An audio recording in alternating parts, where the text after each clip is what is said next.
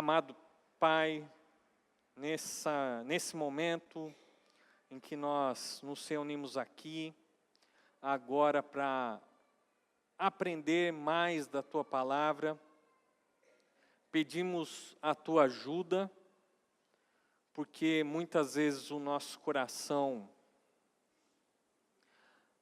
se perde em meio a outros pensamentos, muitas vezes nós temos dificuldade em ouvir a Tua voz, em sermos muitas vezes confrontados, por isso nós pedimos a ajuda do Teu Espírito Santo para que a Tua Palavra, lida e explicada, possa chegar aos nossos corações. Pedimos, ó Deus, a Tua bênção para todos aqui, que possamos de fato escutar o Teu recado nessa noite. Nós oramos assim, no nome do Senhor Jesus. Amém.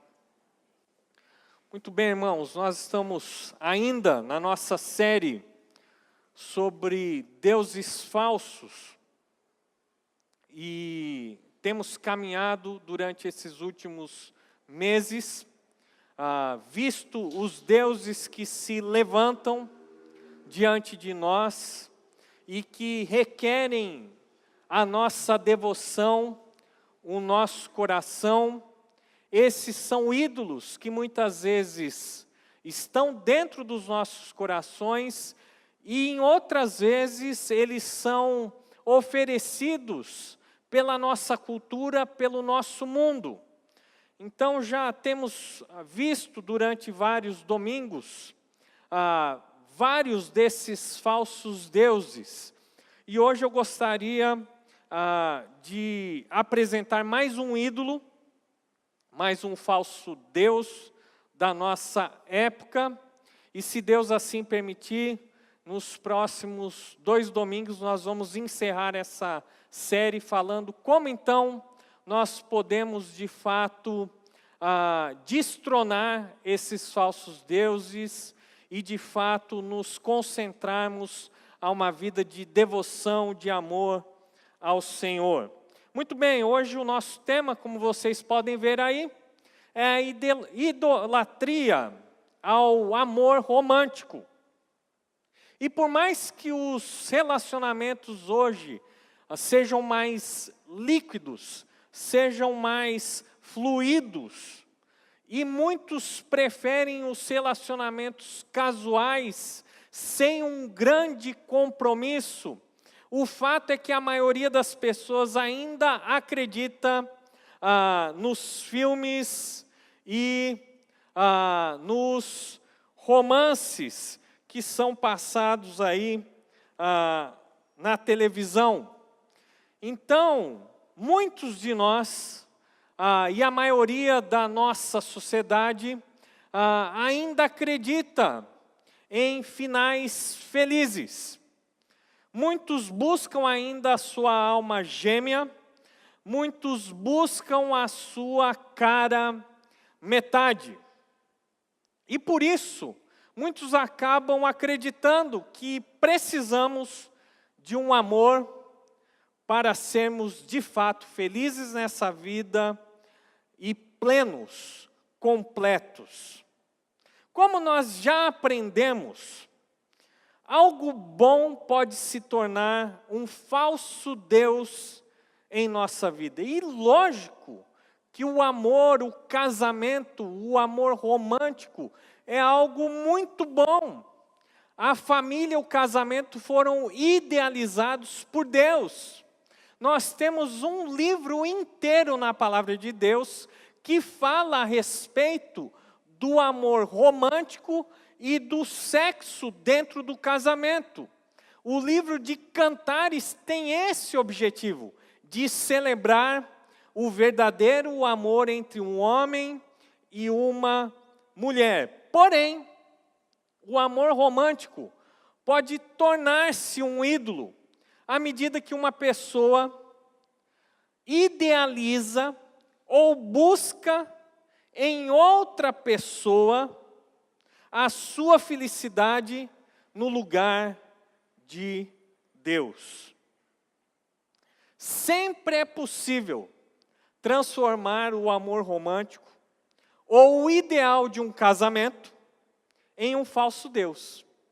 A nossa cultura fortalece esse tipo de pensamento, esse tipo de esperança. A nossa cultura diz o seguinte, que o momento em que você encontrar um homem ou uma mulher, o seu príncipe encantado ou sua princesa encantada, todos os seus problemas irão desaparecer. E você, de fato, terá todas as suas esperanças de felicidade realizados. Mas será que é isso mesmo? Será que nós podemos depositar toda a nossa esperança e expectativa de felicidade num casamento ou num parceiro? Existe uma história no Novo Testamento que nos fala sobre uma pessoa que estava buscando preencher o vazio da sua vida através do amor romântico. E eu quero convidar você então a abrir a sua Bíblia em João capítulo 4, versículos de 1 a 26. João capítulo 4, de 1 a 26.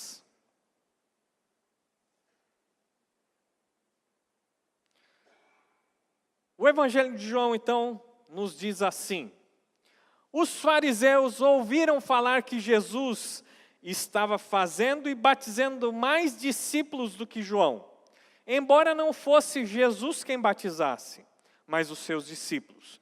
Quando o Senhor ficou sabendo disso, saiu da Judeia e voltou uma vez mais a Galiléia. Era-lhe necessário passar por Samaria. Assim, chegou a uma cidade de Samaria, chamada Sicar, perto das terras que Jacó dera a seu filho José. Havia ali o poço de Jacó. Jesus, cansado da viagem, sentou-se à beira do poço. Isto se deu por volta do meio-dia. Nisso veio uma mulher samaritana tirar água. Disse-lhe Jesus: dê-me um pouco de água. Os discípulos tinham ido à cidade comprar comida. A mulher samaritana lhe perguntou: como o Senhor, sendo judeu, pede a mim, uma samaritana, água para beber? Pois os judeus não se dão bem com os samaritanos. Jesus lhe respondeu: se você conhecesse o dom de Deus e quem está pedindo água, você lhe teria pedido e dele receberia água viva. Disse a mulher: o Senhor não tem com que tirar água, e o poço é fundo. Onde pode conseguir essa água viva?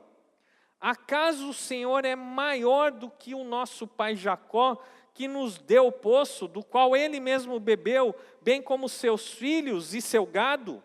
Jesus respondeu: quem beber desta água terá sede outra vez, mas quem beber da água que eu lhe der, nunca mais terá sede. Ao contrário, a água que eu lhe der se tornará nele uma fonte de água a jorrar para a vida eterna. A mulher lhe disse: Senhor, dê-me dessa água, para que eu não tenha mais sede, nem precise voltar aqui para tirar água. Ele lhe disse: vá, chame o seu marido e volte. Não tenho marido, respondeu ela. Disse-lhe Jesus: você falou corretamente, dizendo que não tem marido. O fato é que você já teve 5, e o homem com quem agora vive não é seu marido. O que você acabou de dizer é verdade. Disse a mulher: Senhor, vejo que é profeta.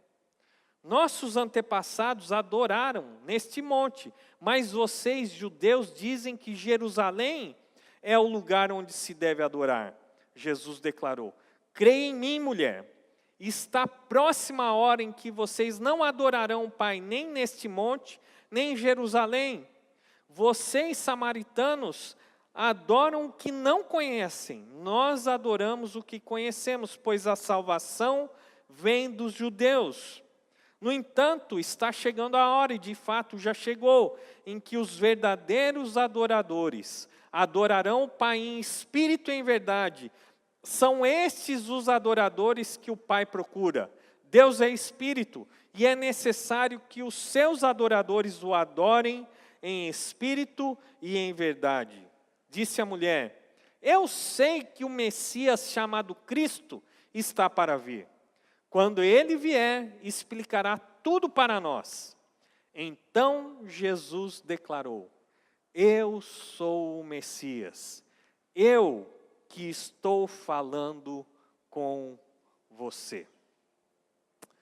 Muito bem, aqui nós temos que entender algumas coisas importantes do contexto dessa passagem. Em primeiro lugar, nós temos que olhar para essa mulher samaritana. E a primeira coisa que nós precisamos perceber é que o lugar onde Jesus passou era a Samaria, não a cidade da Samaria, mas era uma referência a toda aquela região, uma vez que Jesus queria sair da Judeia e ir para a Galileia.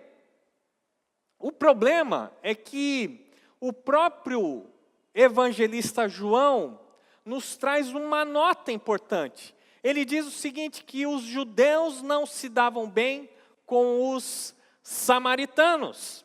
E de fato isso era uma verdade. Tanto é que os judeus, quando viajavam da Judeia para a Galileia, eles evitavam passar pelo território da Samaria.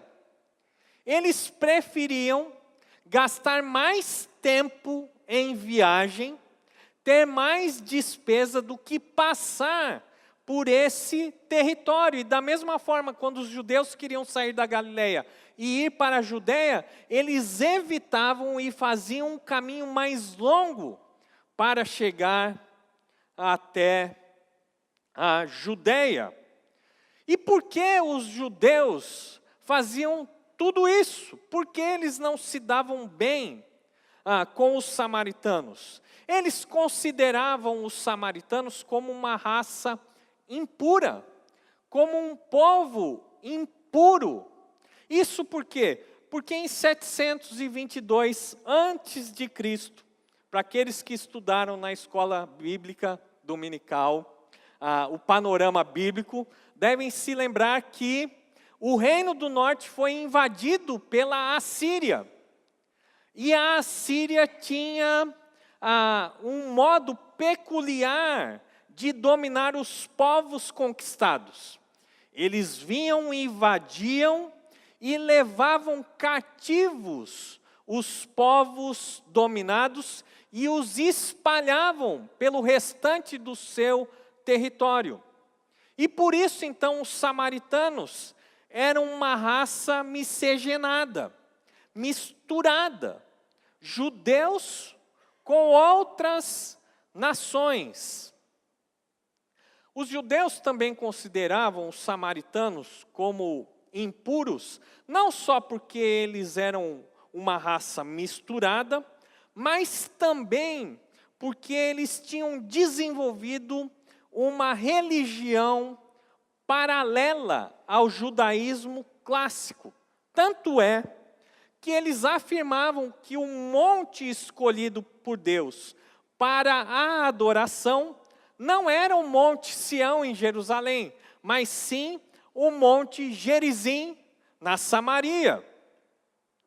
Os samaritanos também, apesar de acreditarem no único e verdadeiro Deus de Israel, eles só aceitavam o Pentateuco como escritura sagrada. Eles acreditavam realmente que os primeiros 5 livros do Antigo Testamento eram a palavra de Deus, porém eles desprezavam os outros escritos. Então eles acreditavam que depois do tempo de Moisés, Deus não levantou mais nenhum profeta em seu nome. E essa rivalidade entre judeus e samaritanos piorou muito no ano 400 antes de Cristo. Os samaritanos tinham construído então o seu templo no Monte Gerizim, e os judeus foram e em 128 antes de Cristo destruíram o templo dos samaritanos. Então você pode perceber por que João escreve que os judeus não se davam com os samaritanos. E por que também os samaritanos não se davam bem com os judeus. Agora nós temos aqui em João capítulo 4, a história de uma mulher que era samaritana. E existia um costume onde os judeus não conversavam com os samaritanos. Muito menos um mestre, um rabino, um rabi, iria conversar publicamente com uma mulher, e uma mulher samaritana. Tamanho era o preconceito e o medo deles se contaminarem, que eles se recusavam a beber na mesma vasilha que um samaritano tinha bebido. Já pensou? Então nós temos essa mulher que é samaritana e que vai buscar água no poço de Jacó. Só que o texto nos diz que ela vai buscar essa água ao meio-dia. E quem é que busca água ao meio-dia? Ao meio-dia é o pior momento para você sair de casa. É o pior momento para você carregar peso. Mas essa mulher vai justamente ao meio-dia, naquele momento em que Jesus estava lá, para tirar água do poço. As pessoas geralmente tiravam água do poço no final do dia, porque o calor é menor. Não existe tanto esforço e desconforto. Mas por que essa mulher buscava água no poço ao meio-dia? O texto mesmo nos mostra a razão. Porque aquela mulher não era uma mulher bem vista no meio da sociedade.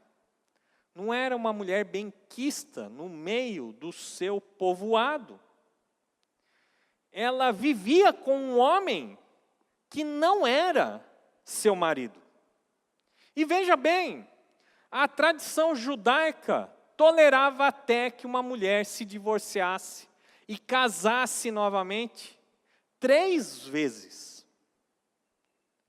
Era isso que o costume judaico colocava como regra. Olha, 1, 2, 3 vezes e olha lá. Mas a palavra de Deus nos diz que aquela mulher já tivera 5 maridos. E o atual não era de fato seu marido. Temos então uma mulher samaritana e uma mulher considerada imoral. Deixa essa imagem na sua mente. Por outro lado, o texto nos mostra a pessoa de Jesus Cristo e como ele se aproximou daquela mulher. O texto começa nos dizendo que Jesus Cristo, ele sai da Judeia, vai para a Galileia e ele passa pelo território da Samaria.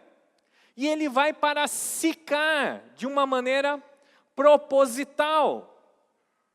E aqui nós vemos que o Senhor Jesus Cristo, Ele não só desceu dos céus para salvar o seu povo, mas Ele veio também para resgatar e salvar pessoas de todas as línguas, tribos e nações, e até mesmo os samaritanos.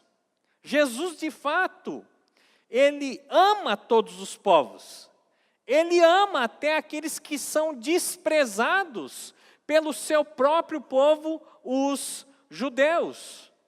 Aqui nós aprendemos que Jesus, Ele ama os mal-amados. Ele busca os rejeitados.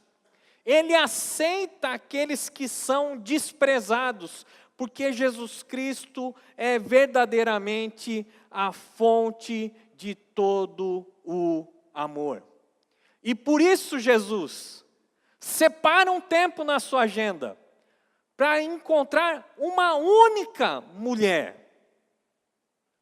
Uma única mulher que não conhecia o que era o amor, uma mulher que era rejeitada, uma mulher que era desprezada.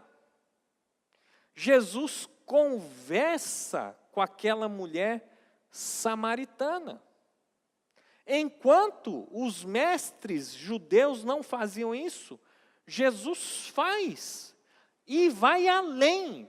Ele pede que aquela mulher lhe dê água para beber. E por isso, ela tem um espanto e diz o seguinte: como você, sendo judeu, me pede água?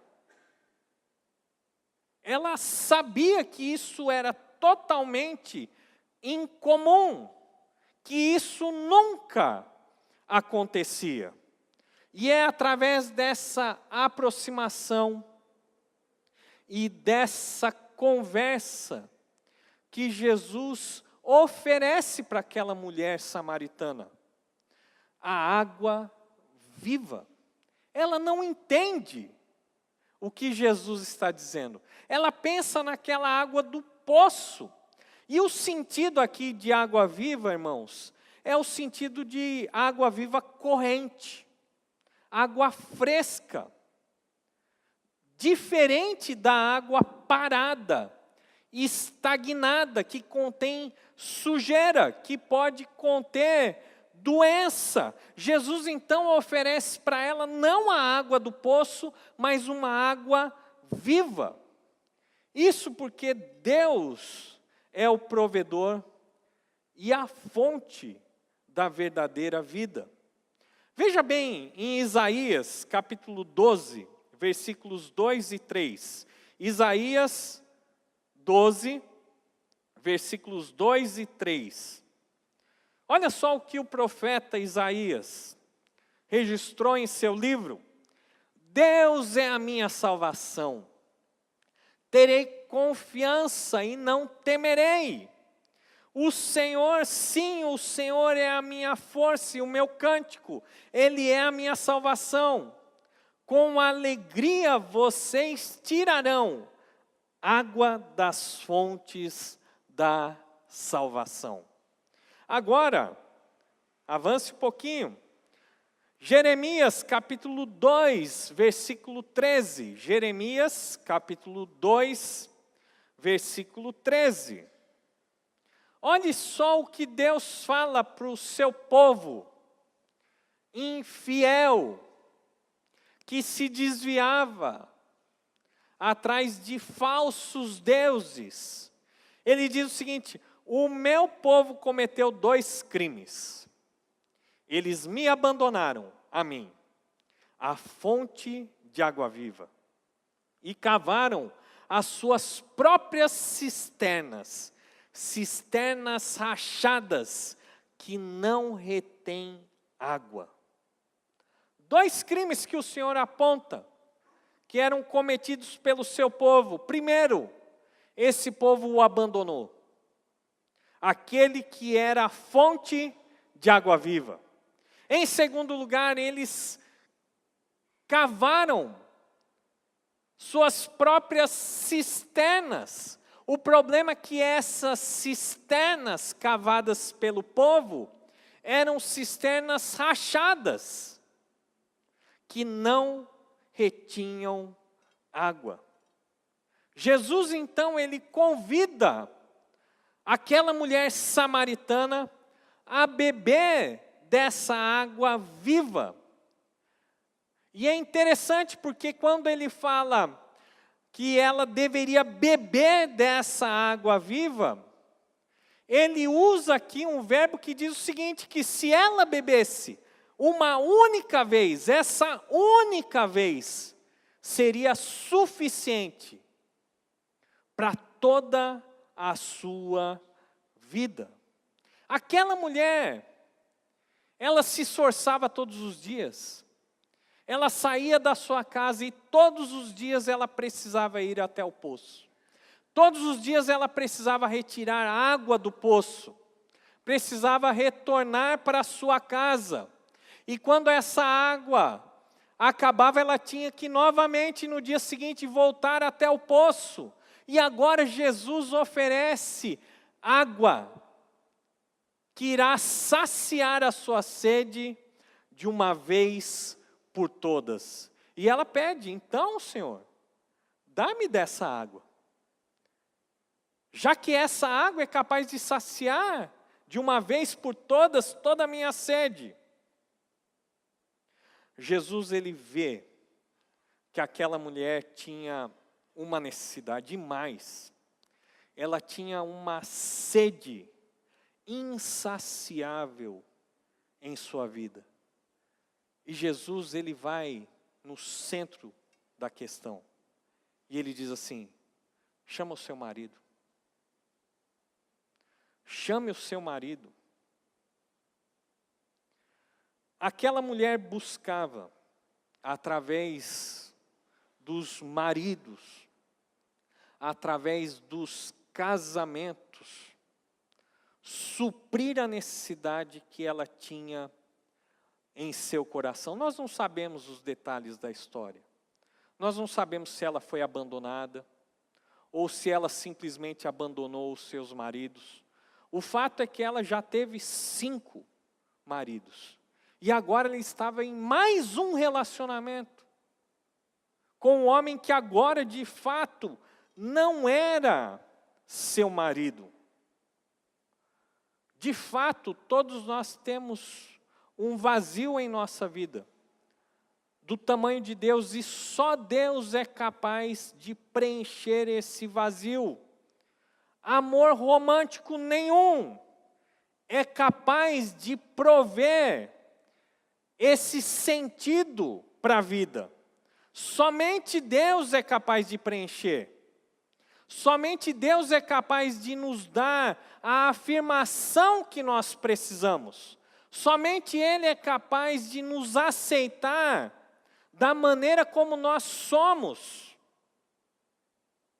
E é muito interessante porque o texto, ele termina falando sobre algo que Jesus, em nenhum outro momento do seu ministério, tinha feito. Ele se revela para aquela mulher como sendo o Messias. A única vez que ele admitiu que era o Messias abertamente, foi quando ele foi julgado, antes de ser condenado à morte de cruz. Mas ali, diante de uma pessoa totalmente insignificante, totalmente desprezada, Jesus, ele declara, eu sou o Messias, aquele que fala contigo. E é muito interessante porque quando Jesus usa essa construção, principalmente no Evangelho de João, essa construção do eu sou tem um objetivo claro, que é demonstrar a sua divindade. Demonstrar que ele não era apenas um profeta, não era apenas um grande mestre, mas de que ele era o Filho de Deus, o Deus encarnado. Tanto é que essa referência do eu sou é a referência quando Moisés pergunta o nome de Deus. E Deus diz: eu sou o que sou. João capítulo 6, versículo 35, nós vemos assim: então Jesus declarou: eu sou o pão da vida. Aquele que vem a mim nunca terá fome. Aquele que crê em mim nunca terá sede. João capítulo 8, versículo 12. Falando novamente ao povo, Jesus disse: eu sou a luz do mundo. Quem me segue nunca andará em trevas, mas terá a luz da vida. João capítulo 10, versículos 7 a 9. João capítulo 10, de 7 a 9. Então Jesus afirmou de novo: digo-lhes a verdade, eu sou a porta das ovelhas. Todos os que vieram antes de mim eram ladrões ou assaltantes, mas as ovelhas não os ouviram. Eu sou a porta. Quem entra por mim será salvo. Entrará e sairá e encontrará pastagem. Veja agora João capítulo 10, versículo 11. Eu sou o bom pastor.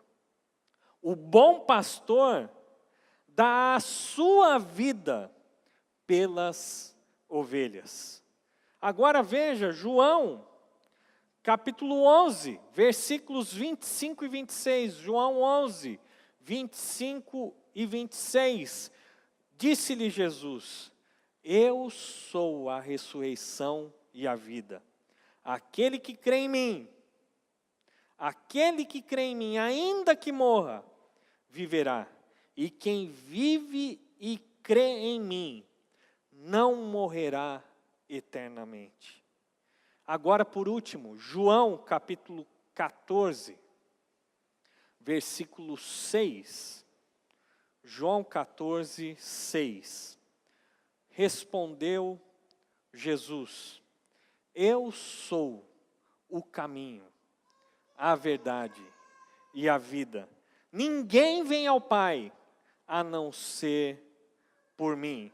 Temos mais um texto ainda, João 15, 1 a 5. A última declaração de Jesus, como eu sou em João. João 15, 1 a 5 diz assim: eu sou a videira verdadeira, e meu Pai é o agricultor. Todo ramo que estando em mim não dá fruto, ele corta. E todo que dá fruto, ele poda para que dê mais fruto ainda. Vocês já estão limpos pela palavra que tenho lhes falado. Permaneçam em mim e eu permanecerei em vocês. Nenhum ramo pode dar fruto por si mesmo, se não permanecer na videira. Vocês também não podem dar fruto, se não permanecerem em mim. Eu sou a videira, vocês são os ramos. Se alguém permanecer em mim e eu nele, esse dá muito fruto, pois sem mim vocês não podem fazer coisa alguma. Jesus diz para aquela mulher samaritana: nós sabemos que Deus enviará o Messias. Ela reconhece que Jesus é um profeta. E Jesus diz: eu sou o Messias, eu que falo contigo. Algumas coisas importantes sobre o nosso tema.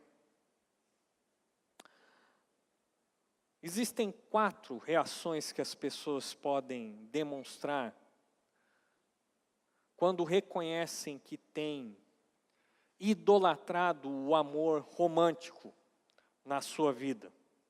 Isso é descrito pelo Tim Keller no seu livro Falsos Deuses. Ele faz uma citação de C.S. Lewis. Ele diz o seguinte: em primeiro, as pessoas podem culpar o outro.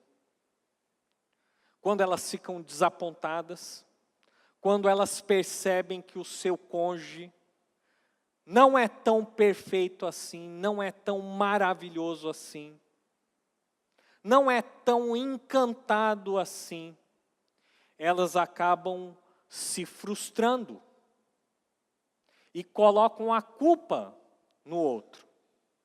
E por fim, muitos acabam simplesmente abandonando o cônjuge atual e procurando um outro cônjuge que possa suprir as suas necessidades. Mas tem uma segunda possibilidade, uma segunda reação.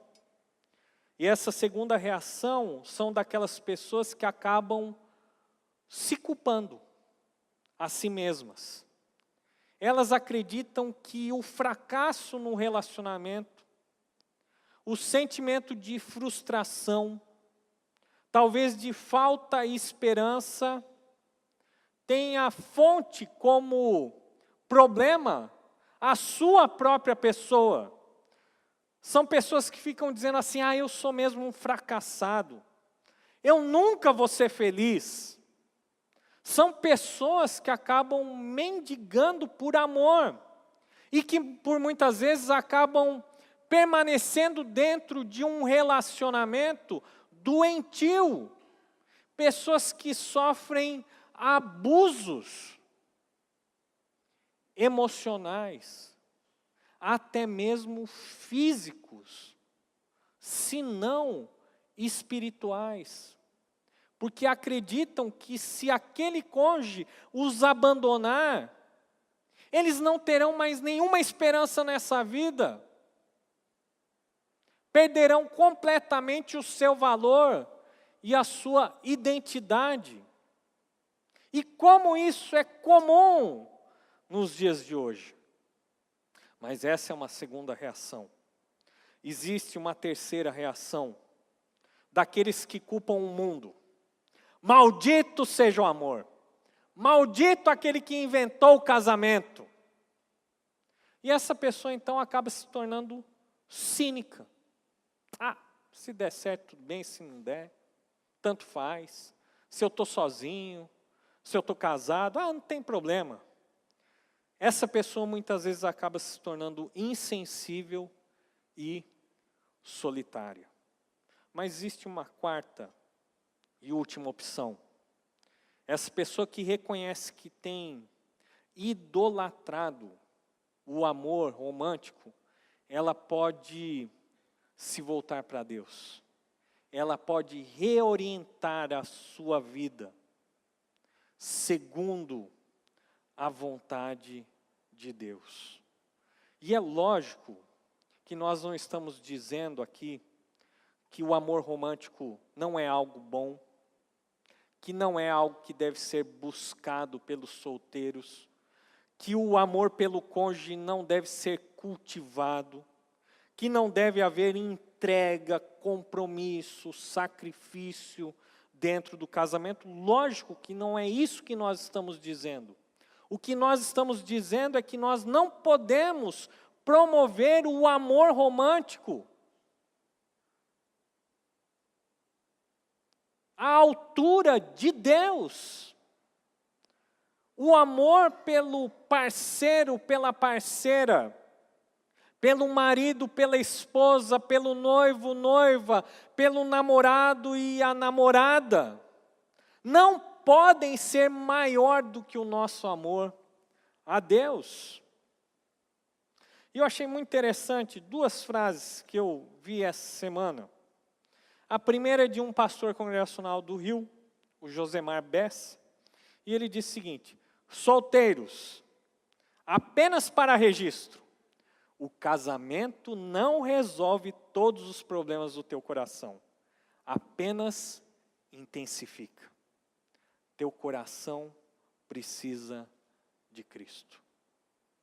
E quantas vezes nós depositamos toda a nossa esperança, o nosso desejo por felicidade no cônjuge, Ele vai me fazer feliz, ela vai preencher a minha vida, todos os meus problemas, todas as minhas falhas ficarão no passado. E essa pessoa entra num casamento, e de repente ela descobre que o marido, por melhor que seja, que a esposa, por melhor que seja, não é Deus, não consegue resolver todos os nossos problemas. E daí então, existe confusão, existe desarmonia, existe separação, existe divórcio. Outra frase de Kevin DeYoung diz o seguinte: se você está solteiro, ore mais pelo tipo de cônjuge que você deve ser, do que pelo tipo de cônjuge que você quer. Ore mais pelo tipo de cônjuge que você deve ser, do que pelo tipo de cônjuge que você quer ter. Quando nós entendemos que só Deus pode suprir a nossa mais profunda necessidade de amor, esse amor de Deus nos liberta, em primeiro lugar, e nos capacita a amar corretamente. Concluindo, muitas pessoas se voltam para o sexo e para o romance em busca de uma sensação de transcendência. Nós queremos algo a mais. Precisamos de algo mais nessa vida. Porém, nós precisamos entender que o amor e significado pleno só será encontrado na pessoa de Cristo. Quando nós colocamos uma pessoa na posição de Deus, nós queremos redenção. Nós imaginamos que ele ou ela vão nos trazer redenção. E o que eu quero dizer com redenção aqui? Nós queremos que toda a nossa dor, todos os nossos problemas sejam curados. Irmãos, nenhum príncipe, nenhuma princesa encantada, nenhuma pessoa é qualificada para esse papel. E por isso, quando nós acreditamos que essa pessoa pode ser um tipo de Deus na nossa vida, nós nos deparamos com a desilusão e com a frustração. Ninguém pode casar imaginando que o seu cônjuge irá satisfazer todos os seus profundos desejos e esperanças. Quando nós casamos e colocamos essa expectativa no cônjuge, sabe o que nós estamos fazendo? Nós estamos esmagando o nosso cônjuge com as nossas expectativas irreais. Mas se você se casar querendo fazer o papel do cônjuge Messias, capaz de resolver todos os problemas do seu parceiro ou da sua parceira, mais cedo ou mais tarde você vai falhar e vai decepcioná-lo, vai decepcioná-la. Nenhuma pessoa é capaz de dar tudo aquilo que a sua alma necessita. Só Deus é capaz de dar tudo aquilo que a sua alma necessita. Portanto, pare de buscar outros salvadores, porque só Jesus realmente salva. Abaixe sua cabeça, feche seus olhos. Senhor Deus, nosso Pai, eu oro nesse momento pelos nossos irmãos e irmãs que estão ainda solteiros, que em nenhum momento eles sejam tentados a promover o ideal de um marido, de uma esposa, que será capaz de tirar toda a dor, toda a frustração, e que será capaz de preencher a sua vida com felicidade. Oramos também nesse momento por aqueles que estão casados, aqueles que uma vez ou outra olham para o seu relacionamento e se sentem desgastados pelas dificuldades, pela adaptação, pelas falhas e defeitos do outro. Que esses irmãos e irmãs que estão casados possam permanecer fiéis em seus casamentos, na certeza de que só Deus é capaz de nos dar tudo o que a nossa alma necessita. Oro também por aqueles que passaram por uma grande frustração, que acabaram sendo abandonados, abandonadas, que hoje estão divorciados, divorciadas, que o teu amor cure todas as feridas e que eles possam colocar todas as suas esperanças no Senhor. Que do Senhor eles recebam a capacitação de não terem medo de amar novamente. Que possamos aprender a amar o nosso cônjuge, assim como Cristo ama a igreja. Nós pedimos essas coisas, ó Deus, no nome precioso de Jesus Cristo. Amém.